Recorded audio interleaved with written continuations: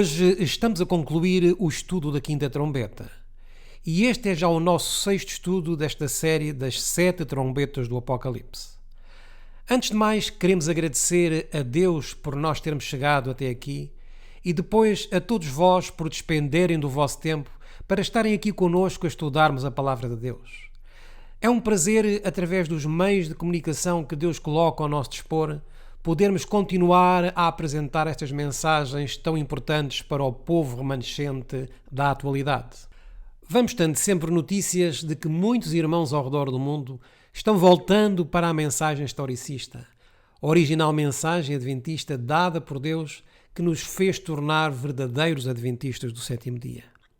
Mandamos saudações aqui de Portugal para todos os irmãos da língua portuguesa que nos estão a escutar, principalmente do Brasil, Angola e Moçambique. Esperamos que durante o nosso estudo de hoje o Senhor nos volte a falar através das Sagradas Escrituras, dos testemunhos de Espírito de Profecia e também na luz que Ele deu aos nossos pioneiros. Vamos então iniciar o nosso estudo e permitamos que seja a Palavra de Deus que nos fale. Abramos a Palavra de Deus no livro de Apocalipse, capítulo 8 e nos versículos 2 e 3. E aqui podemos então recapitular algumas conclusões que já tirámos nos estudos anteriores. E vi os 7 anjos que estavam diante de Deus e foram-lhes dadas as 7 trombetas. E veio outro anjo e pôs-se junto ao altar, tendo o incensário de ouro, e foi-lhe dado muito incenso para o pôr com as orações de todos os santos sobre o altar de ouro que está diante do trono. Por isso, podemos aqui observar que as 7 trombetas, tal como se encontra aqui neste slide, começam no lugar santo do santuário celestial. Como podemos ver aqui nesta figura, o santuário terrestre estava composto pelo pátio, pelo lugar santo e pelo lugar santíssimo. Mas acabamos de ler em Apocalipse, no capítulo 8 e nos versículos 2 e 3, onde começam as trombetas. E estamos a observar a correta interpretação histórica das 7 trombetas, tal como nos são reveladas nas Sagradas Escrituras. Ao falarmos sobre a primeira trombeta, chegamos à conclusão que, baseados nas Sagradas Escrituras e nos testemunhos, e baseados também na história, que ela começou, esta primeira trombeta, no ano de 395 depois de Cristo até o ano 428. Mas como temos vindo a observar, temos nos dado conta que esta primeira trombeta foi tocada no lugar santo do santuário celestial. Foi aí onde os anjos receberam estas 7 trombetas e eles receberam a ordem para as tocarem. A primeira trombeta foi tocada entre 395 até o ano 428. Vimos também que a segunda trombeta também foi tocada no lugar santo do santuário celestial e tocou entre o ano 428 e o ano 468. Vimos também, baseados nas Sagradas Escrituras, que esta segunda trombeta, tal como a primeira, foram tocadas no lugar santo. Também observamos que a terceira trombeta tocou entre o ano 468 e o ano 479. E também vimos que a quarta trombeta tocou entre os anos 479 e 620. E voltamos a repetir que estas primeiras 4 trombetas foram tocadas no lugar santo do santuário celestial. Isto deve ficar bem claro, porque temos vindo a analisar e a observar que através de todas as Sagradas Escrituras temos vindo a observar versículo por versículo, palavra por palavra, e temos vindo a mostrar desde o livro de Gênesis até o livro de Apocalipse, recorrendo a todas as Sagradas Escrituras, procurando assim a interpretação e a definição de cada trombeta. E como podemos ver aqui neste slide, já chegamos à quarta trombeta. Todavia, nós agora estamos a estudar a conclusão desta quinta trombeta. Esta quinta trombeta que vamos observar, e de acordo com os pioneiros adventistas, iniciou-se em 620 e concluiu-se em 1449. E isto é o que vamos estudar hoje, a conclusão desta trombeta. Num estudo anterior, vimos o poderoso sermão do pastor Guilherme Miller, onde nós já vimos através dos escritos dos pioneiros que nos deixaram em evidência de que eles utilizavam um diagrama, o diagrama de 1842, onde eles pregavam.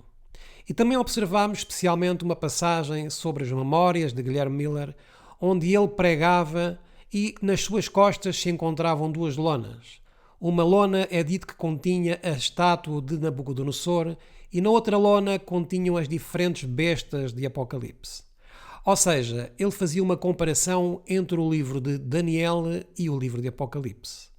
Por isso, vamos analisando e fomos realmente observando para irmos entrando então na quinta trombeta, onde ele estava a pregar a todos os pioneiros por volta de 1840, 42, 43 e 1844, onde ele explicava, por exemplo, a Samuel Snow, a Tiago White, a Ellen White, Stephen Haskell, Raquel Oakes e a todas as maiorias dos pioneiros adventistas que estavam envolvidos naquele movimento adventista naquela altura. Hoje concluiremos, e tal como fizemos no primeiro estudo, desejamos que possamos imaginar a Guilherme Miller pregando a correta interpretação da quinta trombeta. E fomos avançando em como ele abria as Sagradas Escrituras e abria então no capítulo 9, no versículo 1, e que nos diz o seguinte: O quinto anjo tocou a sua trombeta e vi uma estrela que do céu caiu na terra e foi-lhe dada a chave do poço do abismo. Nós vimos este versículo no nosso estudo anterior e vamos continuar precisamente onde o deixamos. Mas antes de começarmos com este versículo, desejamos realmente observar uma passagem do Espírito de Profecia que é bem importante para nós, porque a mensageira do Senhor tinha profetizado que nos iriam mover as profecias, que nos iriam mover os móveis do santuário, que nos iriam mover dando falsas interpretações das profecias e, contudo, ela em visão vai dar-nos os conselhos que ela recebeu para que nós possamos não cometer os mesmos erros do que alguns agora estão cometendo. Vejamos então o que é que ela nos escreveu ao nos falar do santuário. Vamos ao livro de O Grande Conflito, na página 454. Os que receberam a luz concernente ao santuário e à imutabilidade da lei de Deus encheram-se de alegria e admiração ao verem a beleza e harmonia do conjunto de verdades que se lhes desvendaram ao entendimento. Ela está aqui a falar-nos sobre a luz que lhe foi dada pelo santuário. Desejaram que a luz que lhes parecia tão preciosa fosse comunicada a todos os cristãos e criam que seria alegremente aceita. Mas as verdades que os poriam em discordância com o mundo não foram bem recebidas por muitos que pretendiam ser seguidores de Cristo. Vemos nós aqui um grupo que está a receber a luz relativa ao santuário com alegria. Por isso, neste mesmo livro, O Grande Conflito, diz que a luz do santuário foi o que ajudou os pioneiros a diferenciarem o erro que eles tinham em relação à interpretação de 1844. Eles não estavam enganados em relação ao tempo, tal como nos diz a mensageira do Senhor, mas estavam enganados foi em relação ao evento que estava a ocorrer. Da mesma forma, atualmente, existem muitos irmãos que estão a não querer reconhecer que estão enganados, que não querem aceitar que se enganaram ao colocarem as trombetas para outro tempo. Contudo, a Bíblia é bem clara quando nos fala das 7 trombetas que são tocadas no lugar santo. Então, a irmã White continua a dizer o seguinte: a maioria dos adventistas rejeitaram as verdades atinentes ao santuário e à lei de Deus. Como vemos, já nestes primórdios, a maioria dos adventistas rejeitaram as verdades referentes ao santuário. Hoje é precisamente o mesmo.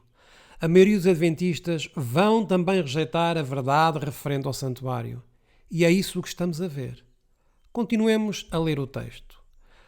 Renunciaram à fé no movimento adventista, adotando ideias erróneas e contraditórias acerca das profecias que se aplicavam àquela obra.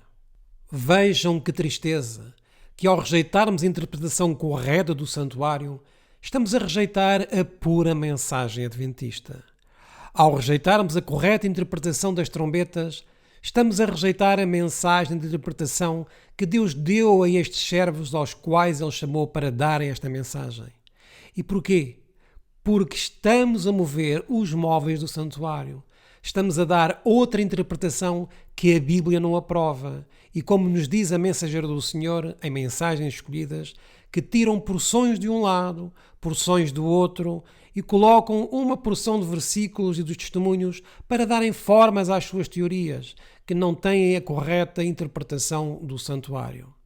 Por isso, ela continua a dizer-nos: alguns foram levados ao erro de fixar repetidas vezes um tempo definido para a vinda de Cristo. E isto não é precisamente o que está a ocorrer na atualidade? É claro que sim. Marcam datas para a vinda de Cristo. Já marcaram muitas até o dia de hoje, mas ainda há outros que estão a marcar a data para a vinda de Cristo para 2027 e outros para 2031.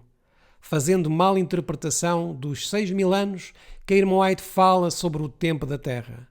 Mas sobre este assunto já fizemos 2 estudos que estão no nosso canal do YouTube.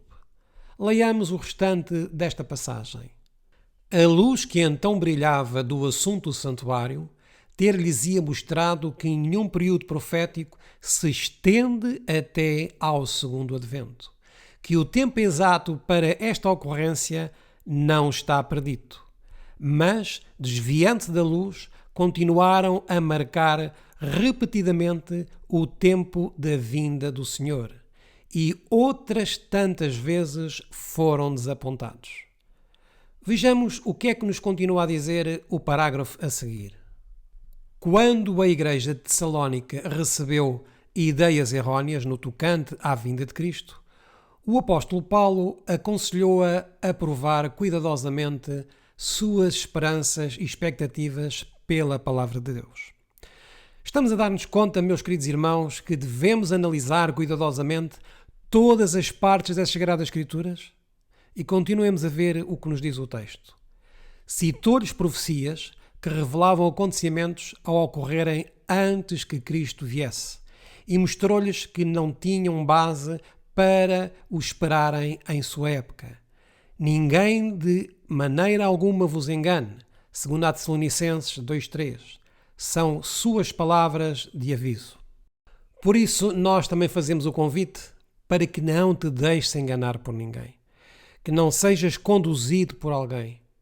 A única coisa que pedimos a Deus, ao terminarmos esta série sobre as 7 trombetas do Apocalipse, é que tu, por ti mesmo, vás à Bíblia e que encontres na Bíblia a interpretação que Deus deixou referente às suas profecias. Vamos agora ver onde é que ficamos no nosso estudo passado.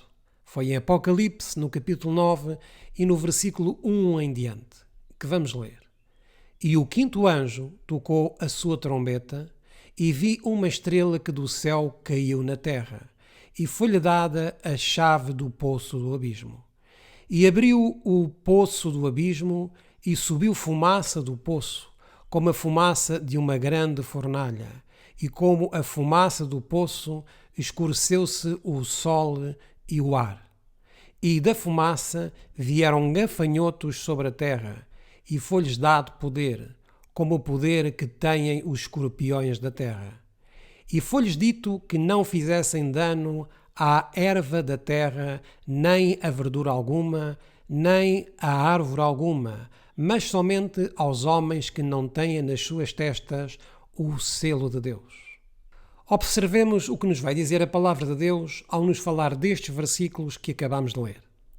Já observámos em estudos anteriores o que significa uma estrela. Significa um líder. Nesta posição indica uma estrela que cai. Uma estrela caindo significa um líder religioso apóstata.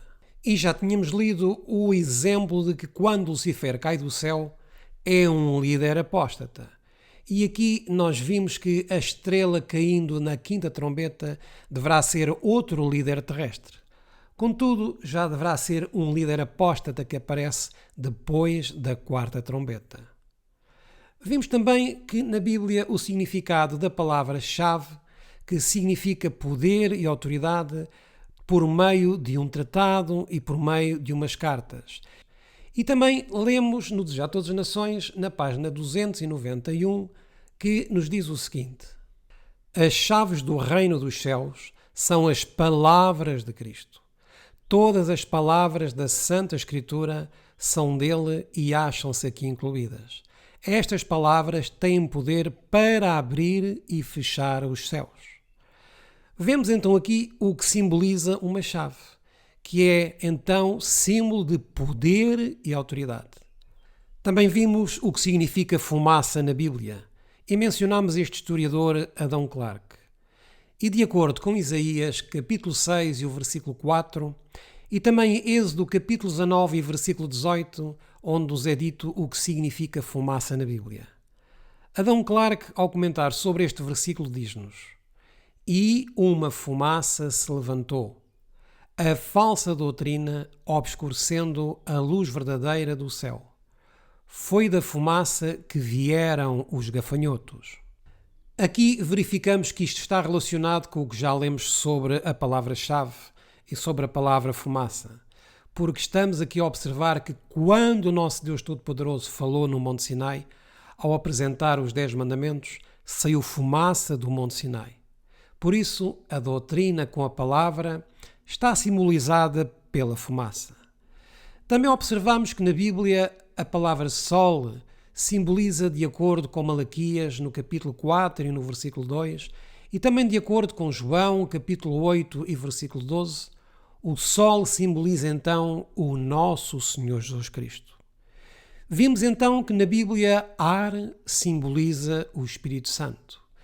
E então vamos analisando que esta quinta trombeta se iria escurecer o sol da justiça, o Espírito Santo, por meio de um exército ao sair do Oriente, e João o viu como sendo gafanhotos. E nós observamos também no livro de Juízes e no capítulo 6 o que significam gafanhotos. Vamos voltar a ler estes versículos no dia de hoje. Juízes, capítulo 6 e os versículos de 1 até 5. Porém, os filhos de Israel fizeram o que era mau aos olhos do Senhor, e o Senhor os deu na mão dos midianitas por 7 anos. E, prevalecendo a mão dos midianitas sobre Israel, fizeram os filhos de Israel para si, por causa dos midianitas, as covas que estão nos montes, as cavernas e as fortificações.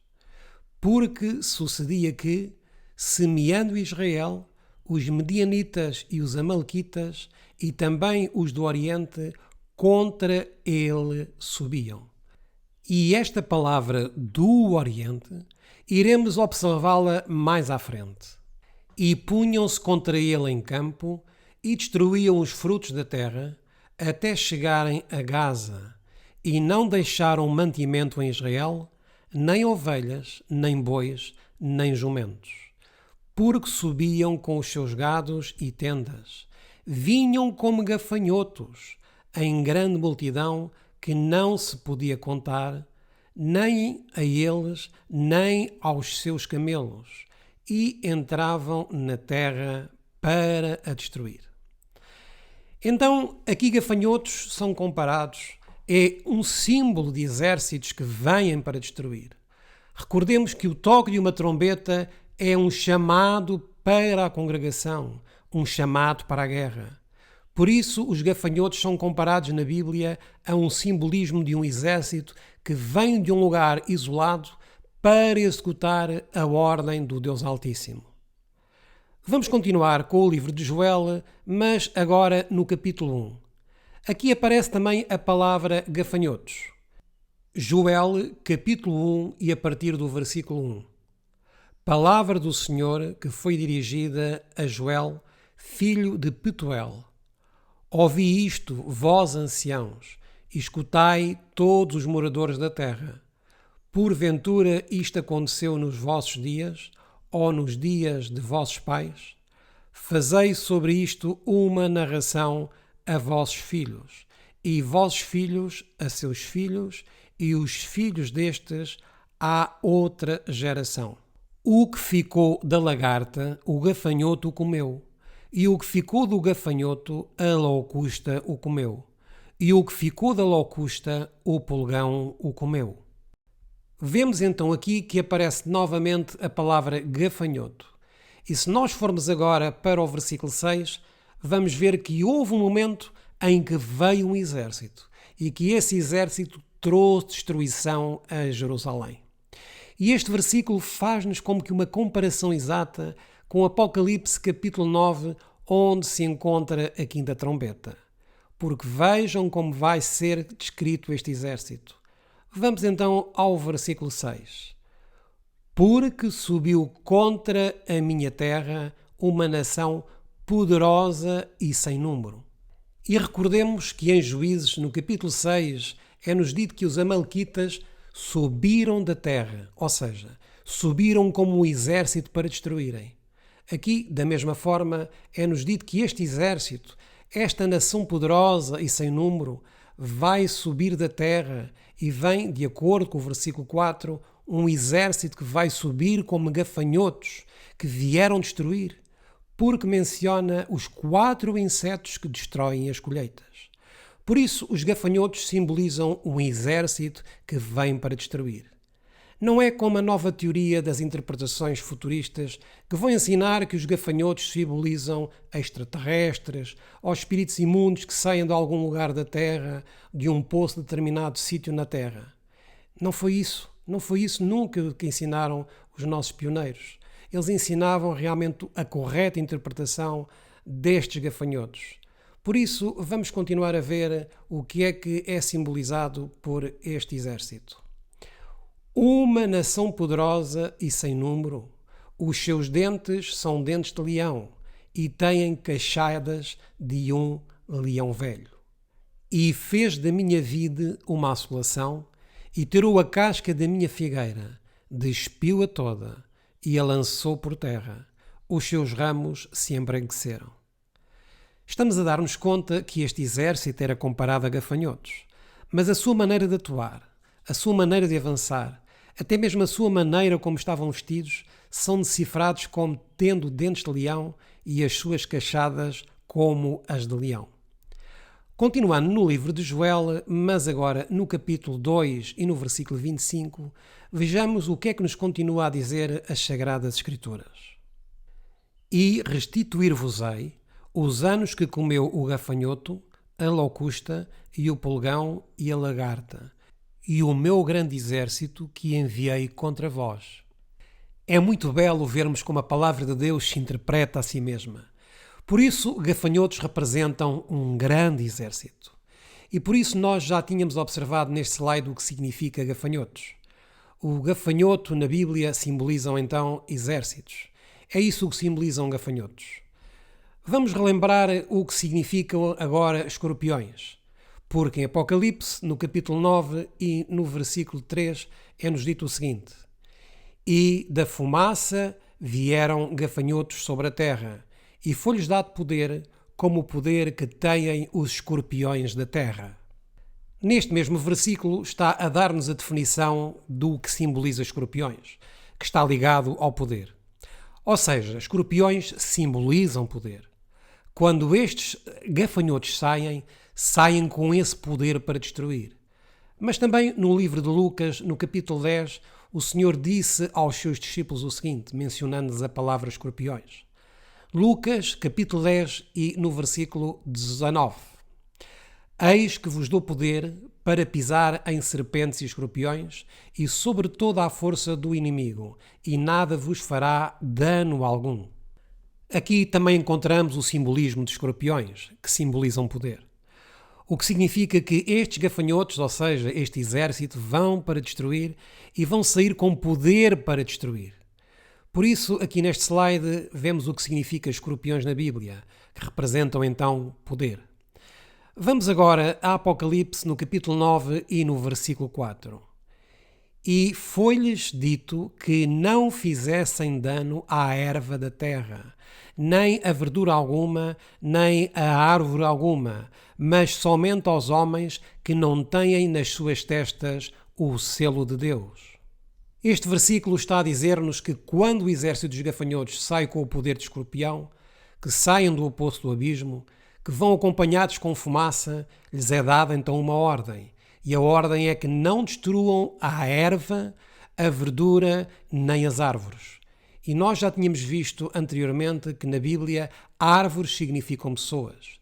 Vimos também nas Sagradas Escrituras, no nosso último estudo, que no livro de Salmos e no capítulo 82 e no versículo 12, encontramos que o povo ou o remanescente simbolizam verdura. Vimos também em Salmos, mas no capítulo 1 e nos versículos de 1 até 3, que árvores simbolizam pessoas. Depois, no livro de Daniel e no capítulo 4, encontramos que Daniel disse a Nabucodonosor o seguinte: Tu, ó rei, és essa árvore. Por isso, erva, verdura ou árvores simbolizam pessoas. Mas neste caso, no contexto de Apocalipse 9 e no versículo 4, o profeta João está a enfatizar algo. Está a ser dada então uma ordem a estes gafanhotos. Ou seja, está sendo dada uma ordem a este exército para que não façam dano aos remanescentes de Deus nesse tempo, que têm o selo de Deus, que não façam dano aos filhos de Deus. Por isso, o versículo 4 está a dizer-nos que este exército, quando sai do poço do abismo, acompanhado de fumaça, vem para fazer dano aos que não têm o selo de Deus. E quem são aqueles que não têm o selo de Deus nesta altura? De acordo com o que temos vindo a traçar desde a primeira, segunda, terceira, quarta trombeta e agora nesta quinta trombeta, é sobre o Império Romano, sobre a Igreja Católica, porque já nesta quinta trombeta já se formou a Igreja Católica e ela é que vai receber deste exército este castigo. Não são os filhos de Deus, porque os filhos de Deus, o Senhor os protege neste tempo. Por isso, não é como na atualidade que estão a ensinar que neste versículo 4 se está a referir a cair um asteroide e que vai sair uma estrela do espaço e quando em determinado momento essa estrela vai destruir a erva verde, as árvores e outras coisas verdes quando se der uma explosão. Não é isso que está a dizer a Bíblia. Deus está a proteger o seu povo deste exército que vai sair para destruir determinadas pessoas e vejamos então o que nos vai continuar a dizer Apocalipse agora no capítulo 9, mas no versículo 5.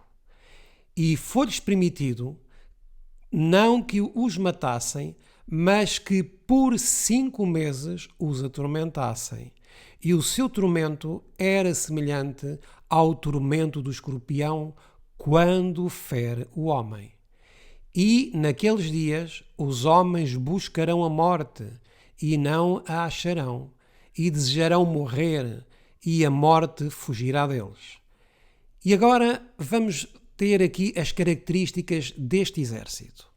E o parecer dos gafanhotos era semelhante ao de cavalos aparelhados para a guerra, e sobre as suas cabeças estava umas coroas semelhantes ao ouro, e os seus rostos eram como rostos de homens, e tinham cabelos como cabelos de mulheres, e os seus dentes eram como de leões. Lembrem-se realmente de termos lido em Joel sobre esta situação no capítulo 1. E que vamos continuar. E tinham couraças como couraças de ferro, e o ruído das suas asas era como o ruído de carros, quando muitos cavalos correm ao combate. E tinham caudas semelhantes às dos escorpiões, e aguilhões nas suas caudas, e o seu poder era para danificar os homens por 5 meses, e tinham sobre si rei, o anjo do abismo. Em hebraico era o seu nome Abaddon e em grego Apolion. Passado é já um ai, eis que depois disso vêm ainda 2 ais. Nós vimos que o selo de Deus na Bíblia simboliza o sábado. Tínhamos também visto na nossa primeira parte deste estudo o que é que simboliza os 5 meses de Apocalipse 9. 5 meses. Quanto tempo tem um período de tempo? Ponto número 1. Em Gênesis, capítulo 7 e no versículo 11, o dilúvio começou no dia 17 do segundo mês. Ponto 2. Em Gênesis, capítulo 8 e nos versículos 3 e 4, a Bíblia ensina-nos que as águas baixaram no dia 17 do sétimo mês, ou seja, 5 meses depois. Ponto 3. Em Gênesis, capítulo 7 e no versículo 24, o dilúvio ocorreu 150 dias. Portanto, a Bíblia diz-nos que os 150 dias são iguais a 5 meses, sendo um mês de 30 dias. O mês bíblico é diferente dos meses do calendário gregoriano, porque no calendário gregoriano o mês de fevereiro tem 28 dias e quando é um ano bissexto tem 29 dias. E alguns dos meses têm 31 dias. Por isso, o mês bíblico tem sempre 30 dias. Ponto 4. Na interpretação historicista, de acordo com Números, capítulo 14 e no versículo 34, e também em Ezequiel, capítulo 4 e nos versículos 5 e 6, um dia profético equivale a um ano. Ponto 5. Em Apocalipse, capítulo 9 e versículo 11, nós observamos que 5 meses proféticos vezes 30 dias são iguais a 150 dias proféticos, que equivalem a 150 anos literais. E aqui vemos nós a interpretação do que equivale então 5 meses. Vamos então avançando no nosso estudo para podermos interpretar agora e concluir a quinta trombeta. Daqui em diante vamos começar a observar as evidências da interpretação histórica da quinta trombeta. Recordemos que aqui se encontrava então o pioneiro Guilherme Miller e ele estava perante toda a audiência. E então Guilherme Miller agora vai começar a pregar a quinta trombeta. E podemos imaginar este homem de Deus de fronte do público, de fronte da igreja, tendo a sua Bíblia e uma série de notas históricas para desenvolver a interpretação correta da quinta trombeta. E depois de Guilherme Miller dar ênfase a cada versículo e à interpretação simbólica de cada palavra do capítulo 9, agora Guilherme Miller começa a tirar as suas notas e ele começaria a dizer assim: vamos agora à história, meus irmãos, para sabermos se cumpriu esta quinta trombeta. Então Guilherme Miller começa a compartilhar a história profética.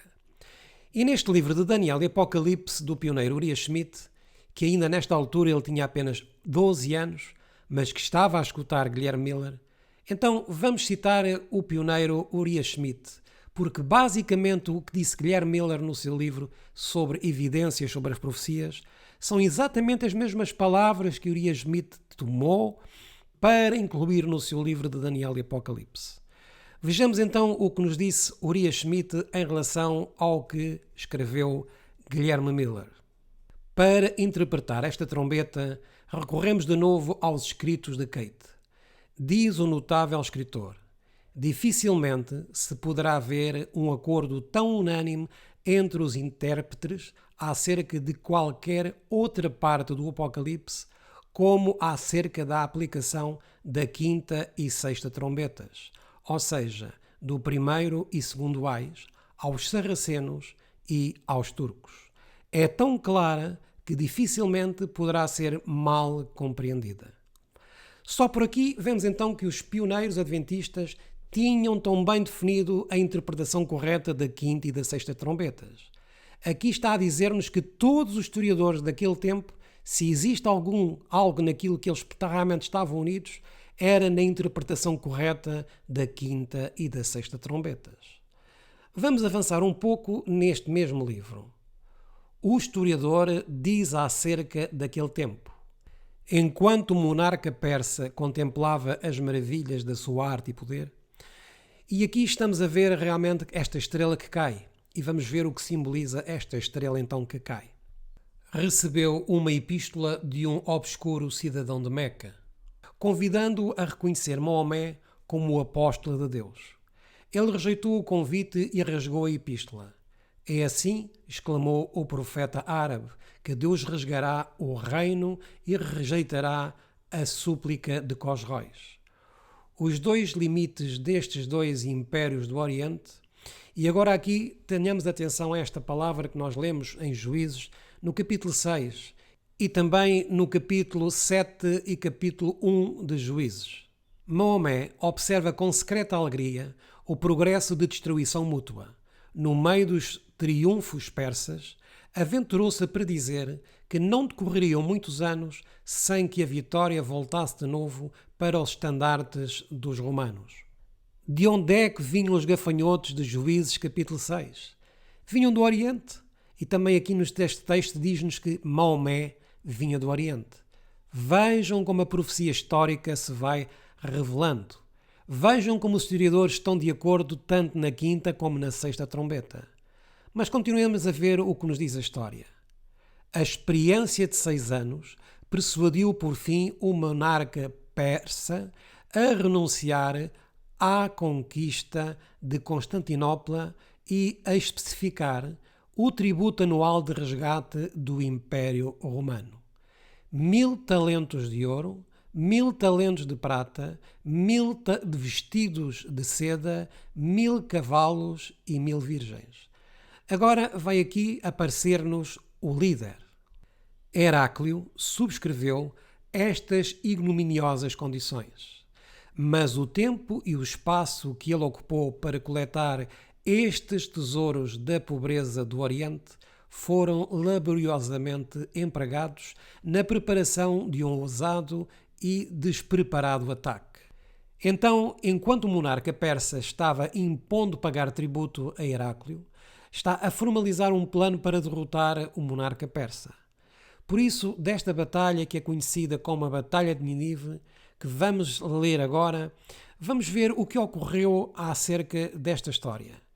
E temos que ver que tudo isto foi aceito pelo pioneiro Guilherme Miller, pelo pioneiro Tiago White, por John Logborog, Stephen Haskell, John Andrews e todos os pioneiros que interpretavam a quinta trombeta no sentido histórico.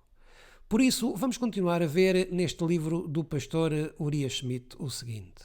Na Batalha de Nínive, ferozmente travada desde a aurora até às 11 horas, 28 estandartes, além dos que puderam ser quebrados ou rasgados, foram tomados aos persas.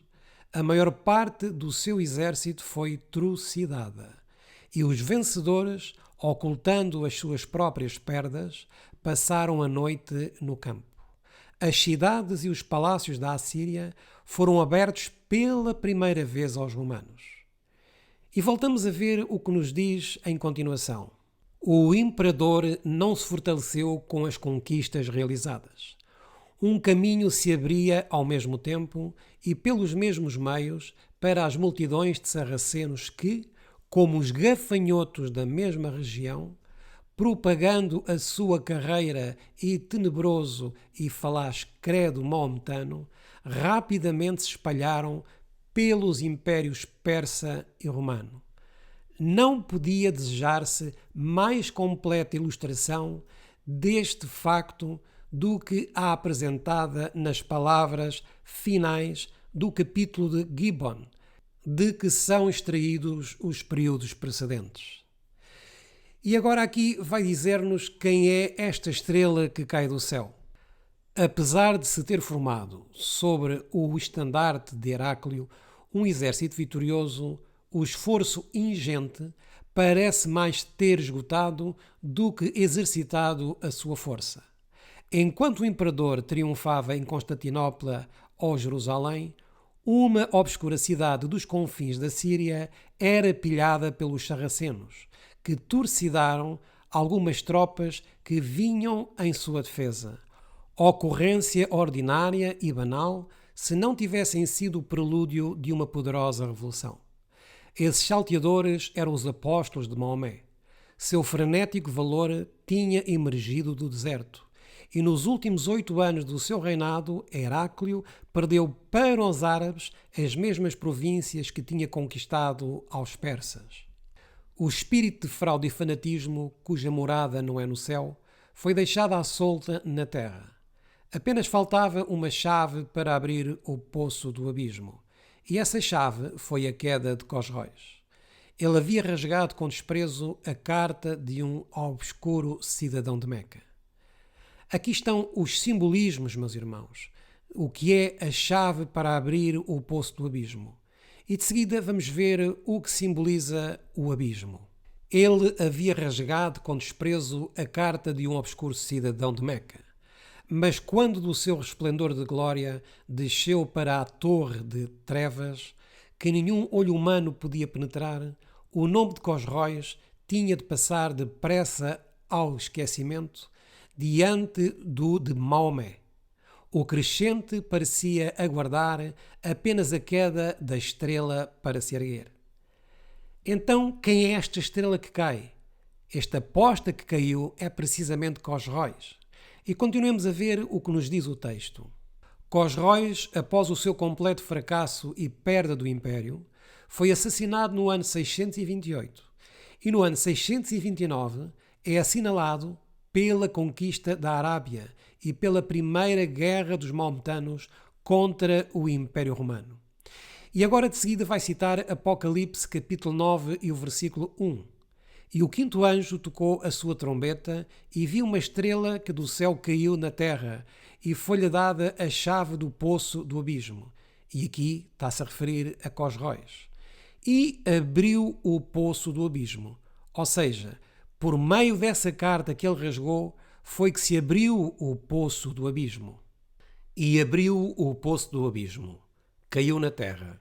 Quando se exauriu a força do Império Romano e o grande rei do Oriente caiu morto na sua torre de trevas, a pilhagem de uma obscura cidade nos confins da Síria foi o prelúdio de uma poderosa revolução.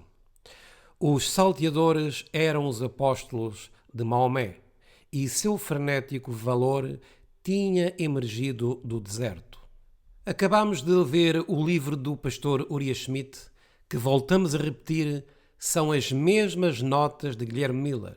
São as mesmas notas dos pioneiros tais como Josias Litz, Carlos Fitch, Tiago White, Alonso Trevier-Jones, John Andrews, Stephen Haskell, John Logue-Borogue, José Bates e vários outros. Todos eles utilizaram estas mesmas fontes para dar a interpretação correta da quinta trombeta. Vamos ver agora o que nos diz Apocalipse no capítulo 9, porque esta pequena palavra que vamos observar é aquela que vai deitar por terra a falsa interpretação de se colocarem as trombetas no futuro e da mesma forma vai deitar por terra a falsa interpretação de que do fundo da terra vão sair espíritos ou vão sair extraterrestres, como dizem alguns pregadores. E esta pequena palavra é a que vem em Apocalipse capítulo 9 e no versículo 1, onde nos diz: E o quinto anjo tocou a sua trombeta, e vi uma estrela que do céu caiu na terra, e foi-lhe dada a chave do poço do abismo. E vamos ler também o versículo 3. E da fumaça vieram gafanhotos sobre a terra, e foi-lhes dado poder, como o poder que têm os escorpiões da terra. O que é que significa então o abismo na Bíblia?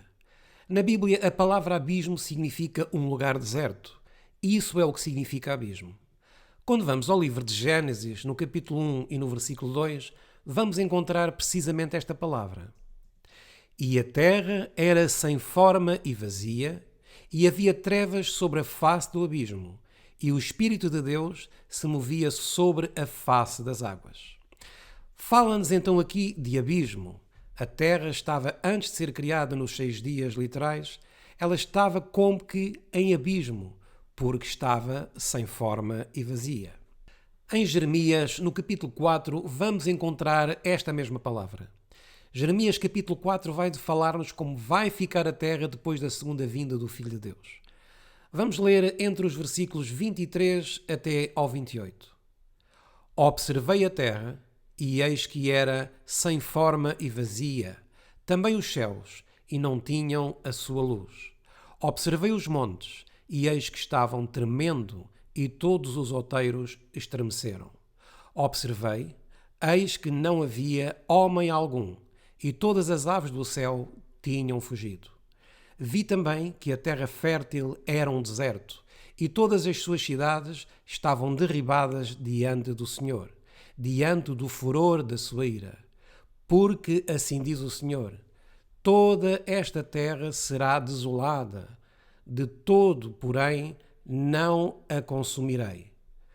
Por isso lamentará a terra, e os céus em cima se enegrecerão, porque assim disse, assim o propus, e não me arrependi, nem me desviarei disso. A palavra abismo também se encontra em Apocalipse, no capítulo 20 e no versículo 1.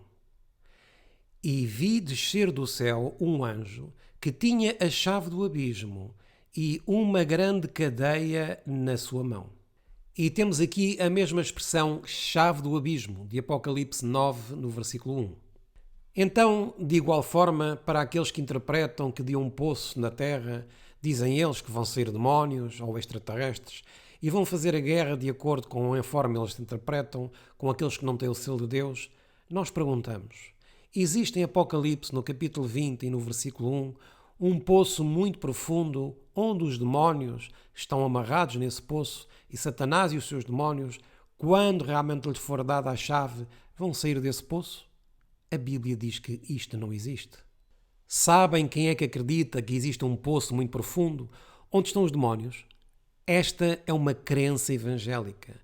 Quando nós pesquisarmos e procurarmos sobre Poço do Abismo, por exemplo, no YouTube, nós vamos constatar que são os pastores evangélicos que acreditam que existe um poço muito profundo onde habitam os demónios que vão sair dali. Esta é uma interpretação evangélica e não é uma interpretação adventista e muito menos historicista nem bíblica.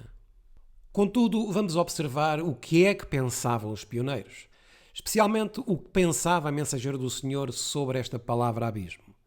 Porque com essa passagem da mensageira do Senhor é derrubada a interpretação futurista da quinta trombeta. Mas, primeiramente, vamos citar Uriah Schmid. Vejamos primeiramente o que ele nos diz. O abismo. A palavra grega abissos, da qual provém a palavra portuguesa abismo, significa profundo, sem fundo, e pode referir-se a qualquer lugar devastado, solitário e inculto. Isto é o que também significa abismo, ou seja, tem duas aplicações. Um lugar profundo, que significa que é o lugar onde não existe vida, onde está tudo desordenado, um lugar deserto. Por isso, em Gênesis, no capítulo 1 e no versículo 2, nos é dito que a terra estava sem forma e vazia, que significa que não havia ordem. E agora vejamos que ele está a citar precisamente Gênesis capítulo 1 e versículo 2. É aplicada à terra no seu estado original de caos. Gênesis 1, 2. Neste caso, pode com propriedade referir-se às desconhecidas planícies do deserto arábico, de cujos confins irromperam as hordes dos sarracenos como nuvens de gafanhotos. A queda de Cosroes II, rei da Pérsia, pode bem simbolizar a abertura do abismo, no sentido de ter preparado o caminho para os discípulos de Maomé saírem do seu obscuro país e propagarem suas enganosas doutrinas a ferro e fogo, até que espalharam as suas trevas sobre todo o Império do Oriente. Agora vamos ao livro do pioneiro Stephen Haskell com o título A História do Vidente Patmos, e aqui, neste preciso momento, ele está a falar da quinta trombeta. Onde quer que os seguidores de Maomé encontrassem um estrangeiro, havia uma única regra de ação. Confesse, dizia o muçulmano, que existe apenas um Deus e que Maomé é o seu profeta. Pague o tributo ou escolha a morte. O sangue expiatório de Cristo foi desprezado. Jesus era um profeta, pensavam eles, mas ele, como Moisés, era inferior a Maomé. Isto é precisamente também o que pensam atualmente os muçulmanos, hoje, no dia de hoje. A Bíblia dos cristãos foi substituída pelo Alcorão. É verdade que a fé simples e as práticas austeras dos maometanos eram, ao que tudo indica, uma reforma sobre a apostasia dos católicos gregos. Mas, na rejeição de Cristo, o maometano não tinha nada em que colocar a sua fé, excepto na sua própria capacidade de obter a justiça pelas obras.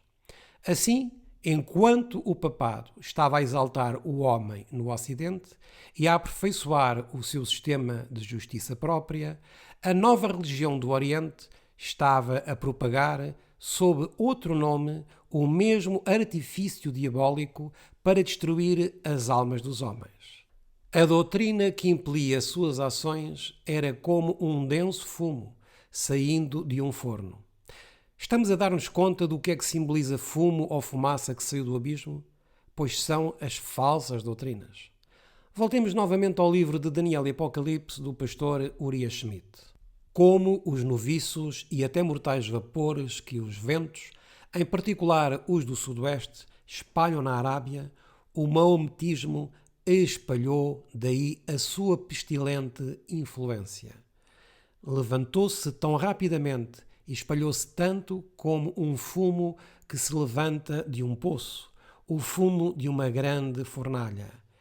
E este um adequado símbolo da religião de Maomé em si mesma, ou comparada com a forte luz do Evangelho de Jesus. Não foi, como a última, uma luz que desceu do céu, mas uma fumaça que subiu do poço do abismo. Aqui podemos encontrar, meus irmãos, algumas passagens dos pioneiros. E aqui vai falar-nos sobre a pergunta que muitos fazem. Quem eram os homens que naquele tempo tinham o sinal de Deus em suas frontes e, portanto, iam ficar livres da opressão maometana? Recordo, leitor, o facto a que já aludimos de que, através de toda a era cristã, tem havido pessoas com o selo de Deus em suas frontes, ou seja, que observaram inteligentemente o verdadeiro sábado. Considera ainda que o que a profecia assevera é que os ataques deste assolador poder, os sarracenos, não são dirigidos contra eles, mas contra outra classe. O assunto assim fica liberto de toda a dificuldade, porque isto é tudo o que a profecia realmente afirma. Só uma classe de pessoas é diretamente representada no texto, a saber, as que não têm o selo de Deus nas suas frontes.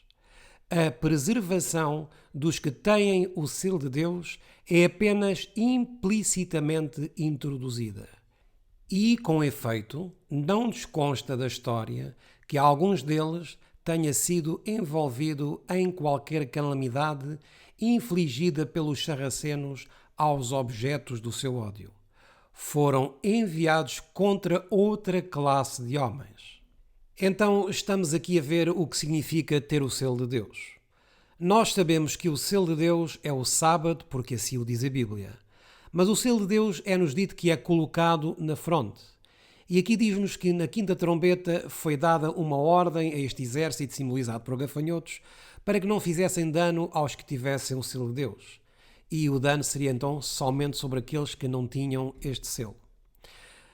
Alguns têm pensado, ao referir-se a este versículo de Apocalipse 9, que se refere ao tempo após a lei dominical e que só aí vão ser tocadas as trombetas e que esta quinta trombeta, os que saem do poço do abismo, não irão fazer dano aos que têm o selo de Deus. Mas temos que ver o que é que está envolvido no selo de Deus. A Bíblia diz-nos que o selo de Deus é colocado sobre os seus filhos. Diz que é um selo que nenhum homem pode ver, mas somente os anjos. E o selo de Deus tem 3 características. Tem a função da autoridade do dom do selo, tem a função de dizer qual é o território onde é colocado esse selo e, em terceiro lugar, tem a função de mostrar quem é o proprietário do dono do selo. Nós sabemos que o dono do selo do quarto mandamento é Deus e diz que ele o coloca sobre a fronte ou sobre a testa. Aqui diz-nos que foi colocado sobre uma classe de pessoas que existiu nesse tempo. E diz-nos aqui que o selo de Deus é implícito, ou seja, é num sentido mais amplo de somente ter o selo de Deus. Tenhamos em atenção de que antes que seja colocado o selo de Deus, primeiro ele deve ser colocado noutro lugar. E onde é que se coloca primeiramente o selo de Deus? A Bíblia diz-nos que no céu existem uns registros e especialmente existe o registro que se chama o Livro da Vida. No Livro da Vida ficam registados os nomes de todos os que são salvos, de todos os que vão permanecer em pé, de todos os que compõem a Igreja de Deus, o remanescente. E sobre este nome fica registado que ele é eleito para pertencer à Canaã celestial. Portanto, o anjo de Deus baixa com o tinteiro de escrivão e coloca o selo. Mas esse selo foi colocado quando a pessoa também descansa. E como é que nós sabemos? Vejamos, por exemplo, o que ocorreu com Guilherme Miller. Porque para ele se levantar, ele tem que ressuscitar. Porque para que ele se levante, para que ele ressuscite, é porque ele teve que ter o selo de Deus. Porque o selo de Deus é como Cristo dizer que este corpo me pertence, esta alma me pertence, este é meu, eu o comprei. E como eu o comprei, eu vou colocar o meu selo sobre ele. E quando eu o chamar, ele vai sair para a vida eterna, porque tem o meu selo. Mas vamos ver esta passagem em que a mensageira do Senhor nos está aqui a falar do pioneiro Guilherme Miller quando ele passou ao descanso. Mas observemos que, apesar dele não ter guardado o sábado, contudo é-nos dito que ele vai ressuscitar. Mas vejamos então o que nos diz aqui no livro Primeiros Escritos, na página 258. Deus permitiu-lhe cair sob o poder de Satanás, o domínio da morte. Aqui não está a dizer que era Satanás que o dominava, apenas que Deus permitiu que ele passasse ao descanso.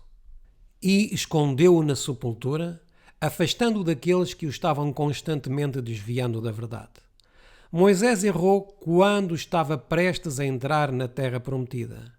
Assim também, eu vi que Guilherme Miller errou quando devia logo entrar na Canaã celestial, em permitir que sua influência fosse contra a verdade. Outros levaram-no a isto.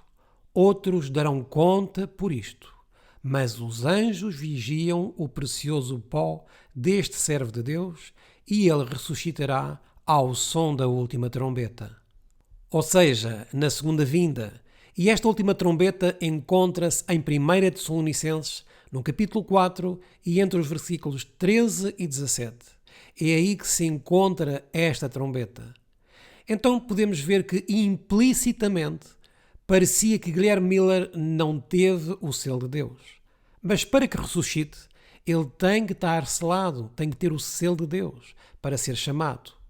Assim, da mesma forma, na época da quinta trombeta, apesar de haverem servos de Deus que não guardavam completamente o sábado, mas se o tivessem recebido a luz do sábado, certamente o teriam aceito. Mas vamos agora ao livro do Grande Conflito, na página 453, e vamos ver este assunto com mais clareza ainda. Santificado pelo descanso e bênção do Criador, o sábado foi guardado por Adão em sua inocência no Santo Éden. Por Adão, depois de caído, mas arrependido, quando expulso da sua feliz morada. Foi guardado por todos os patriarcas, desde Abel até ao justo Noé, até Abraão, Jacó. Quando o povo escolhido esteve em cativeiro no Egito, muitos, em meio da idolatria imperante, perderam o conhecimento da lei de Deus. Mas, quando o Senhor libertou Israel, proclamou-a com terrível majestade à multidão reunida, para que conhecesse a sua vontade e a ele temesse e obedecesse para sempre. E vejamos agora o parágrafo seguinte. Desde aquele dia até ao presente, o conhecimento da lei de Deus tem-se preservado na terra, e o sábado do quarto mandamento tem sido guardado. Posto que o homem do pecado conseguisse calcar a pés o santo dia de Deus, houve, contudo, mesmo no período da sua supremacia, ocultas nos lugares solitários, almas fiéis que lhe dispensavam honra. Desde a Reforma, alguns têm havido em cada geração a manter-lhe obediência, embora frequentemente em meio da ignomínia e perseguição, constante testemunho tem sido dado da perpetuidade da lei de Deus e da obrigação sagrada relativa ao sábado da criação. Estamos a dar-nos conta como estas duas últimas passagens nos mencionam sempre que houve algumas almas fiéis a Deus que guardavam o sábado do quarto mandamento. E assim, da mesma maneira, meus irmãos, na quinta trombeta e realmente neste período profético, existiram almas fiéis a Deus que tinham o selo de Deus, tanto implicitamente como explicitamente. Ou seja, tanto indiretamente ao não terem o conhecimento do sábado, e outros, ao terem o conhecimento do sábado, o guardavam corretamente, porque Deus sempre teve almas fiéis que guardavam o sábado. A estas almas, a esta erva, a esta verdura, a estas árvores que simbolicamente representam o povo de Deus, o remanescente de Deus, também nesta época o Senhor também tem almas fiéis que guardam o sábado do quarto mandamento. O que simboliza os dois nomes deste anjo do abismo? Vamos ver o que simbolizam. Desde a morte de Maomé até perto do século XIII, os maometanos estiveram divididos em várias fações sob diversos chefes, sem um governo civil geral que se estendesse sobre todos. No fim do século XIII, Othman fundou um governo ou império que cresceu até se estender sobre quase todas as principais tribos maometanas, consolidando-as numa grande monarquia. Seu rei se chamou o Anjo do Abismo. Um anjo significa um mensageiro, um ministro, bom ou mau, e nem sempre um ser espiritual. O Anjo do Abismo seria o principal ministro da religião que daqui saiu quando foi aberto. Esta religião é o maometismo e o sultão é o seu principal ministro. Seu nome em hebraico é Abaddon, o destruidor. Em grego, Apolion, o exterminador ou destruidor. Com dois diferentes nomes, em duas línguas, é evidente que se pretende representar mais o caráter do que o nome do poder. Sendo assim, ele é representado pelas duas línguas como destruidor. Tal tem sido sempre o caráter do governo otomano. Assim, nós vamos observar aqui que este anjo do abismo tem dois nomes que estamos aqui a ver. O primeiro nome é Othman e o segundo nome é Sultão. E ambos os nomes significam destruidor.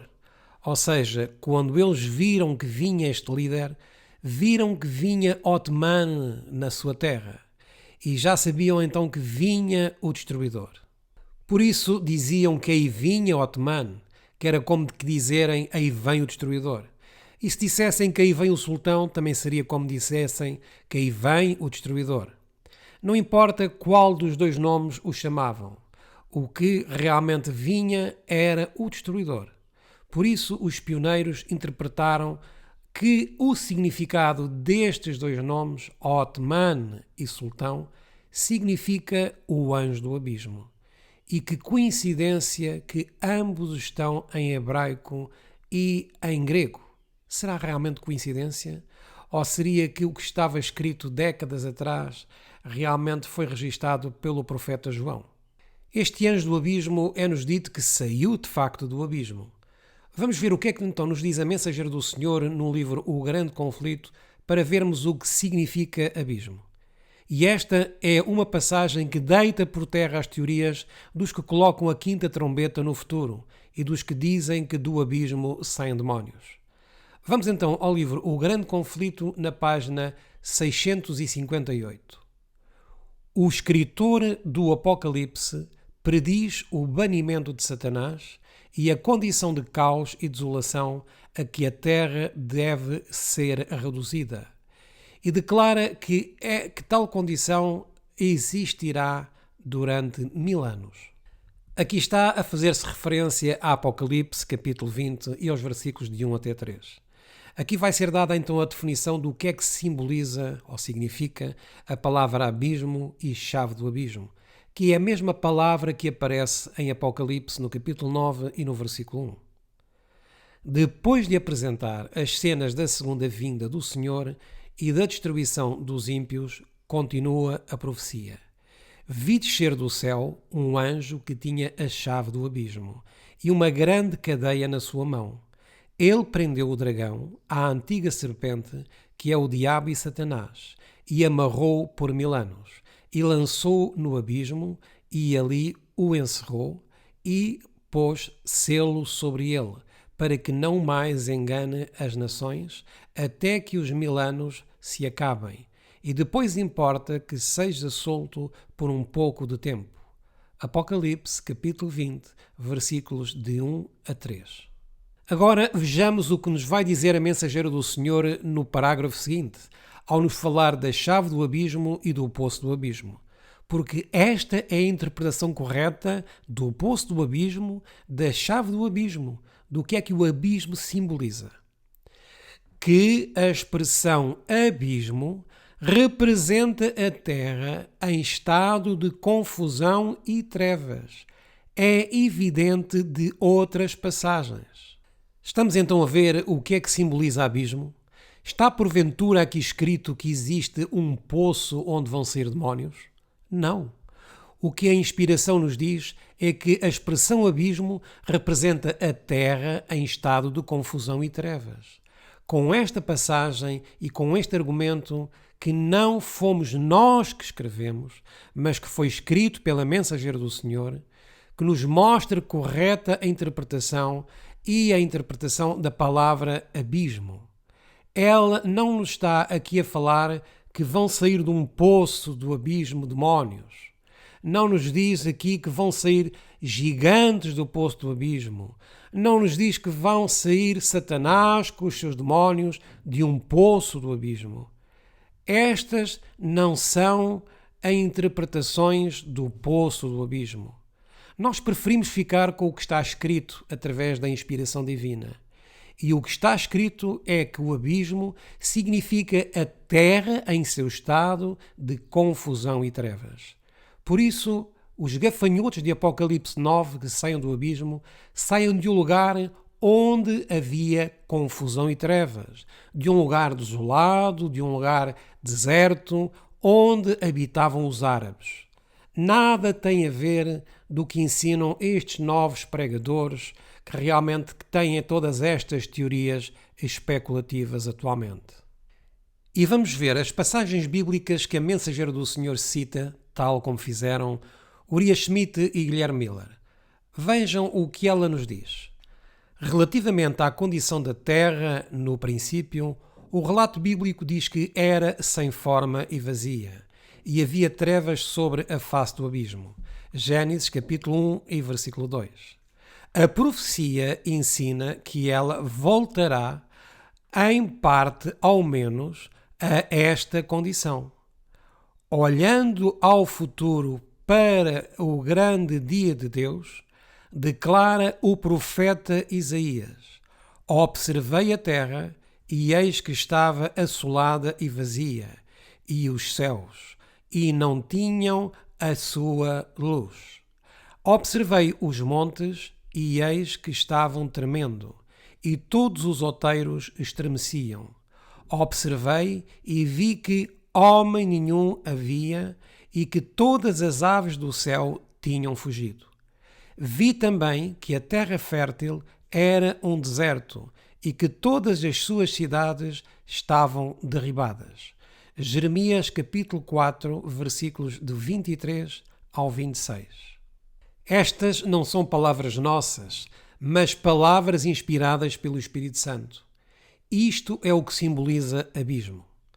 Já tínhamos visto 2 vídeos no nosso último estudo dos senhores David Gates e Hugo Gambetta, onde eles ensinam que este poço é um poço literal e que dali saem os demónios e, segundo eles, saem então antes do tempo de graça. Mas realmente nem aí estes mestres do engano estão em concordância. E sabem porquê? Porque, por exemplo, o Sr. Samuel Ramos diz que as trombetas são tocadas após o encerramento do tempo de graça. Mas, por exemplo, para David Gates, para Hugo Gambetta e para outros, dizem que não. Dizem que é tocada antes da lei dominical. Portanto, se é tocada antes da lei dominical, tem que ser tocada antes do tempo de graça. Portanto, cada um diz conforme lhe vem na mente. Então, estes mestres, realmente do engano, dizem aqui que é deste poço que vão sair os gafanhotos, e até o Sr. Daniel Cooker, que já tínhamos visto anteriormente também, diz o mesmo, que daquele poço vão sair demónios. Só que isto não é o que nos diz a mensageira do Senhor, o que significa o poço do abismo. Ela diz precisamente o contrário, que é um estado de confusão e trevas. Ao entrarmos na reta final deste nosso estudo de hoje, vamos ver aqui neste slide a conclusão desta quinta trombeta. Já vimos que a primeira trombeta tocou no lugar santo junto ao altar de incenso. A segunda trombeta tocou também junto ao altar de incenso. A terceira voltou a tocar junto ao altar de incenso. A quarta também tocou junto ao altar de incenso, no lugar santo. E a quinta trombeta também tocou no lugar santo do santuário celestial, em frente do altar de incenso que está em frente ao trono de Deus. Aqui temos este diagrama com a correta interpretação das primeiras 5 trombetas. Este diagrama encontra-se no livro Leituras Bíblicas para o Círculo Familiar, da edição de 1889 e na página 418. E traduzimos para a língua portuguesa este precioso diagrama com a sua correspondente legenda. Temos então aqui esta quinta trombeta, que vai do ano 620 até 1449. Demorou 811 anos esta quinta trombeta.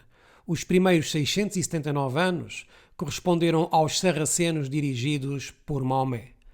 Depois, nós observamos a profecia dos 5 meses, ou seja, dos 150 anos, que são o tempo em que Otomano liderou novamente os sarracenos. E ele começou em 27 de julho de 1299 d.C. Esta é a interpretação correta da quinta trombeta. E podemos mostrá-la biblicamente, historicamente, com base nos pioneiros, com base na mensageira do Senhor. Mais evidências do que estas é impossível. Mas, para terminarmos este estudo, vamos apresentar ainda mais algumas passagens. Lembram-se de quem certamente se encontrava a escutar Guilherme Miller quando ele estava a pregar sobre a quinta trombeta? Aí estavam quase todos os pioneiros adventistas. E vejam o que é que a mensageira do Senhor escreveu destas reuniões, onde Guilherme Miller pregava, especificamente daqueles que estavam a escutar a interpretação correta da quinta trombeta. Vejamos o que foi escrito no livro Ellen White, Mulher de Visão, nas páginas 16 e 17. Em março de 1840, Guilherme Miller conduziu uma série de reuniões de reavivamento em Portland, Maine. Aqui era onde vivia a mensageira do Senhor. Nesta série, ele deu palestras sobre a segunda vinda de Cristo e outras profecias bíblicas.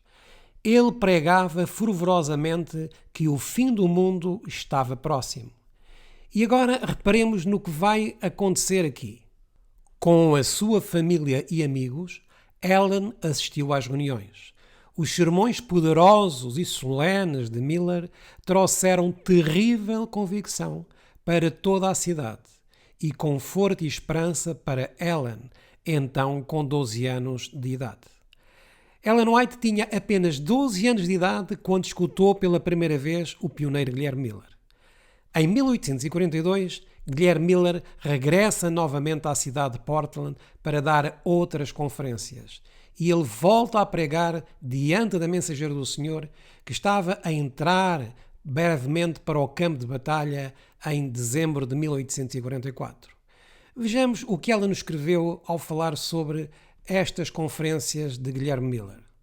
Por essa altura, em 1842, Guilherme Miller estava de volta a Portland para outra série de reuniões sobre o Segundo Advento. Ellen assistiu fielmente e observou atentamente seu comportamento e maneira de pregar. E agora vejam também com bastante atenção o que ela falou sobre estas pregações de Guilherme Miller, que também sobre Guilherme Miller ele pregou, como sabemos, sobre a quinta trombeta. Vejam então o que ela acreditava sobre estas pregações de Guilherme Miller. Convencida de que a doutrina que ele pregava era a verdade. E vejam o que está sublinhado a amarelo com letras vermelhas. Ela aceitou plenamente sua mensagem, assim como seu irmão mais velho, Robert. Vejam o que é que ocorreu quando ela escutou a pregação do pioneiro Guilherme Miller, quando ele falou sobre esta série de profecias. Pois ela escutou também Guilherme Miller pregando sobre as trombetas. E vejam então o que ocorreu. Ambos decidiram que era seu dever e privilégio prepararem-se para a vinda do Salvador. O que é que nos é dito aqui que ocorreu com a mensageira do Senhor, meus amados? Ela acreditou na mensagem da quinta trombeta interpretada historicamente. Ela acreditou no que Guilherme Miller também pregava. Estamos a ver aqui as evidências de que ela acreditava. E estou certo que ela estivesse viva, estivesse aqui hoje connosco, ela certamente estaria a admoestar todos estes pregadores que estão a adulterar a doutrina das trombetas, colocando-as todas no futuro e, no fim de contas, modificando os móveis do santuário. E não somente isto. Ela também escreveu, ela própria escreveu, falando da sexta trombeta, que nós iremos ver mais à frente, onde ela também a dá como prova bíblica de que está corretamente interpretada de forma histórica, tal como todos os pioneiros assim também queriam. Por isso, neste tema que iremos abordar no próximo estudo, sobre a sexta trombeta, da mesma forma vamos estudar como temos feito durante toda esta série das 7 trombetas do Apocalipse. Até aqui temos avançado até à quinta trombeta. Hoje concluímos a interpretação desta quinta trombeta. No nosso próximo estudo iniciaremos então a sexta trombeta e no nosso último estudo abordaremos finalmente a sétima trombeta. Mas, como já temos mostrado com as evidências, vemos que não existem qualquer desacordo entre os pioneiros em relação à primeira, segunda, terceira, quarta e quintas trombetas com as suas interpretações históricas. Por isso, se tu estás ensinando e pregando as trombetas para o futuro, é tempo de considerares o que te tem sido apresentado aqui. A Bíblia diz que Adão e Eva foram enganados por Satanás, mas contudo reconheceram o seu pecado e o seu engano. Viram que foram ludibriados pelo inimigo da verdade. E a Bíblia também menciona no livro de 1 de Reis a um jovem profeta que foi enganado por um velho profeta. Se ele tivesse obedecido, não teria sido morto no seu caminho por um leão. Contudo, decidiu acreditar na mentira do velho profeta. Assim, da mesma forma, meu irmão, depois de analisares todas estas 5 trombetas, se continuas a acreditar que elas estão ainda no futuro, Deus vai mandar-te a operação do erro para que acredites na mentira e finalmente te percas. Se temos sido enganados, e nós já o fomos que estamos a falar contigo, Deus, todavia, nos tem enviado estas mensagens para nós e para ti, para que voltemos à sã e correta compreensão das profecias, e especialmente agora destas 7 trombetas. Por isso o Senhor quer fazer-te o convite para que vás por ti mesmo, investigues as Sagradas Escrituras por ti mesmo, vás aos escritos da mensageira do Senhor e investiga por ti mesmo se as trombetas podem ser também então tocadas no futuro. E tu verás que isso não tem qualquer fundamento e não irá ocorrer. Não confundas esta passagem de mensagens escolhidas, a qual a mensageira do Senhor refere-se à batalha do Armagedon. Vamos supor que tu digas que estas trombetas que tu estás a ver aqui no livro de Mensagens Escolhidas, volume 3, e na página 426, e repetida depois no livro de Eventos Finais, na página 238, que fala da Batalha do Armagedom, então que estas 7 trombetas do Apocalipse estejam no futuro, como realmente muitos a interpretam. Não que isto seja a verdade, nem que isto seja realmente correto. Mas vamos dar-te a oportunidade de considerarmos a tua posição de que elas estão no futuro. Pois há somente uma passagem que diz: soará trombeta após trombeta, que está a referir-se, no fim de contas, à Batalha do Armagedom. Mas vejamos, o Armagedom ocorrerá na 6ª praga. Mas vamos supor que se nesta passagem de soará uma trombeta após outra, uma taça após outra, tu pregares o contexto onde fala do Armagedom e pregares que as 7 trombetas estão no futuro, então terias que pregá-las a partir da 6ª praga. Suponhamos que seja assim. Já não poderias pregá-las antes da 6ª praga, como todos os futuristas fazem, e assim teriam de colocá-las a partir da 6ª praga, porque é exatamente aonde está a referir-se esta passagem, a partir do Armagedom que ocorre na 6ª praga. Porque é somente depois que termina o tempo da graça que começam as 7 últimas pragas, para estes pregadores.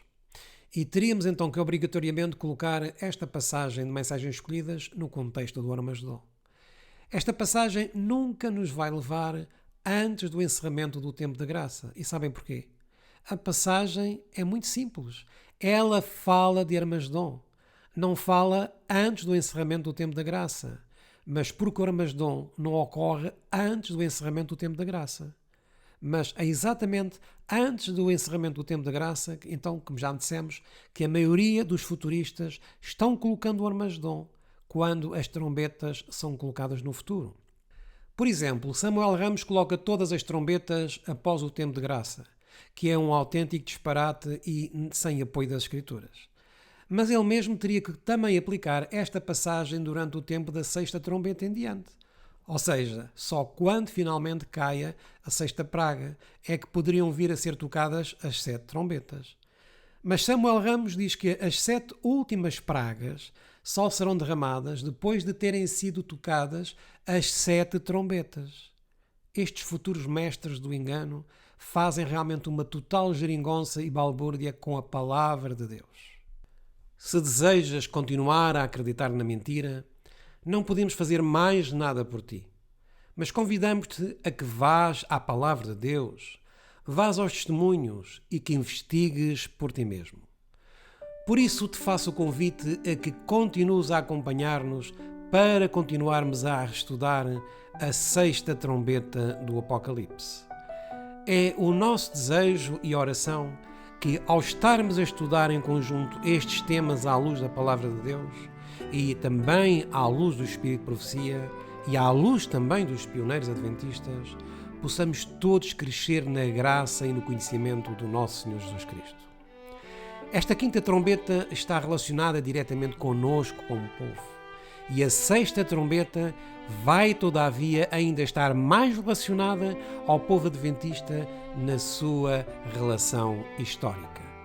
Por isso, aqueles que estão colocando as trombetas com novas interpretações, estão rejeitando as suas origens, estão pisoteando os pioneiros, estão dizendo que eles se enganaram, estão dizendo que não receberam uma luz verdadeira. Mas eles foram os servos que Deus chamou para darem esta mensagem. Que todos nós possamos ir diretamente à Bíblia, ir diretamente aos testemunhos e examinemos com está escrito e não com os achismos de homens falíveis. Que o Senhor nos abençoe.